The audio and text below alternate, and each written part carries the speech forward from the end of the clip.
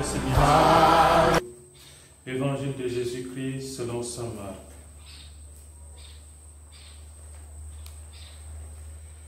Un jour, Jésus entra dans une synagogue. Il y avait là un homme dont la main était paralysée. On observait Jésus pour voir s'il le guérirait le jour du sabbat. On pourrait ainsi l'accuser. Il dit à l'homme qui avait la main paralysée, « Viens te mettre là devant tout le monde. » Et s'adressant aux autres, « Est-il permis, le jour du sabbat, de faire le bien ou de faire le mal, de sauver une vie ou de tuer ?» Mais il se taisait. Alors, promenant sur eux un regard de colère, navré de l'endurcissement de leur cœur, il dit à l'homme, « Étends la main. » Il l'étendit et sa main redevint normale. Une fois sortis, les pharisiens se réunirent avec les partisans d'Hérode contre Jésus pour voir comment le faire périr. Acclamons la parole de Dieu. Frères et sœurs, après avoir indiqué comment respecter la loi du sabbat, à savoir que c'est l'homme qui est au centre des préoccupations de Dieu, que le sabbat a été fait pour l'homme et non pas l'homme pour le sabbat, le Seigneur est de nouveau ici confronté aux pharisiens, comme il est dit dans cet évangile, et aux partisans d'Hérode, qui cherchent à le faire périr. Il y a quelque temps, le Seigneur, toujours dans l'évangile de saint Marc, nous rappelait l'histoire de David et ses partisans. Lorsqu'au cours d'une campagne, ils eurent faim, David, pour sauver la vie de ses soldats, pour sauver sa vie, il est entré dans le temple de Dieu. Au temps du prêtre Abiatar, ils se sont nourris des pains qui étaient pourtant réservés aux prêtres seuls. Donc, au nom de la vie, d'une vie humaine, David, pourrait-on dire, y aller jusqu'à manger ces pains qui étaient pourtant interdits, presque. Mais au nom de la vie humaine, cela a été permis. Aujourd'hui, Jésus se trouve en face également par rapport à la loi du sabbat, qui demandait déjà qu'on ne fasse rien le jour du sabbat. On a vu le combat avec les disciples de Jésus lorsque, traversant un champ, ils commencent à arracher des épis et que les pharisiens commencent à faire des remarques à Jésus pour lui dire, mais comment est-ce qu'ils ne gênent pas cela?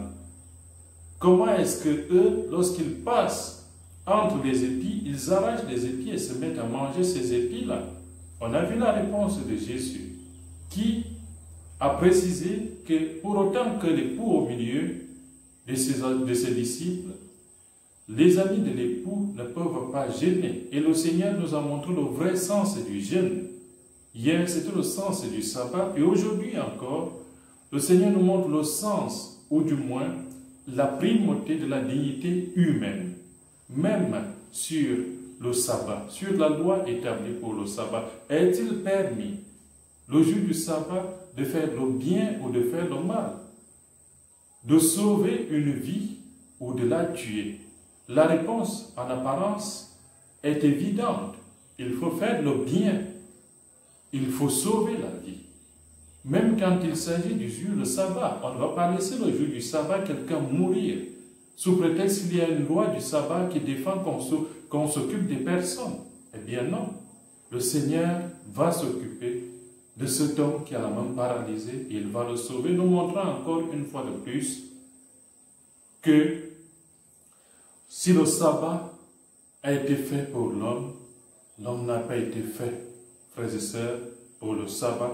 L'homme a été fait pour une vie, une dignité plus grande, une vie qui est à l'image de celle de Dieu, une vie d'enfant libre en Dieu. Et frères et sœurs, nous aussi, il faudrait qu'on s'interroge beaucoup plus sur nos pratiques quotidiennes, sur les petites habitudes que nous avons prises, sur nos plis, nos penchants. Quelle est la place de la dignité humaine dans ce que nous faisons? Quelle est la place de mon frère, de ma sœur dans ce que je fais? Est-ce que, au nom de mes habitudes, de mes coutumes, de ma tradition, je respecte la dignité humaine? Est-ce que je sauve la vie humaine ou alors je la tue? On connaît de multiples lois aujourd'hui qui, au nom d'une loi votée, préfèrent laisser des gens mourir plutôt que de les sauver. On connaît des lois qui préfèrent tuer des gens plutôt que de les sauver, au nom de la loi. Est-ce normal? Et lorsque le Seigneur donne cette réponse aux pharisiens, aux partisans d'Hérode, on voit qu'ils se rassemblent après pour chercher comment le faire périr lui-même. Mais quelle méchanceté, frères et sœurs! On pourrait peut-être indexer cela, mais nous-mêmes, quelle est notre responsabilité vis-à-vis de certains plis que nous avons pris? Et chez nous, parfois, ces plis deviennent même plus forts que notre croyance en Dieu, que notre foi en Dieu. Ces plis prennent le cap sur la foi en Dieu. Et c'est bien dommage. Parce que nous mettons de côté la loi de Dieu pour observer plus davantage la loi humaine, les lois fabriquées par des hommes. Et donc, dans nos coutumes, nous laissons périr des gens d'une manière ou d'une autre, plutôt que de les sauver, alors que la loi de Dieu nous demande d'aimer nos frères comme nous-mêmes. Aimer Dieu, aimer son frère. Et aimer son frère va jusqu'à vouloir que celui-ci vive et qu'il soit sauvé. Interrogeons-nous donc davantage aujourd'hui, frères et sœurs, pour savoir jusqu'où nous allons dans le respect de la dignité humaine. Qu'est-ce que j'ai fait qui est semblable à ce que font ici les pharisiens et les partisans d'Hérode? Est-ce que moi-même, je ne suis pas le premier partisan d'Hérode? Est-ce que je ne suis pas pharisien dans mes attitudes, dans mes pratiques quotidiennes? Où en est ma foi? Où en est ma foi? Frères et sœurs, demandons la grâce au Seigneur de nous aider à lui rester vraiment fidèles, de nous aider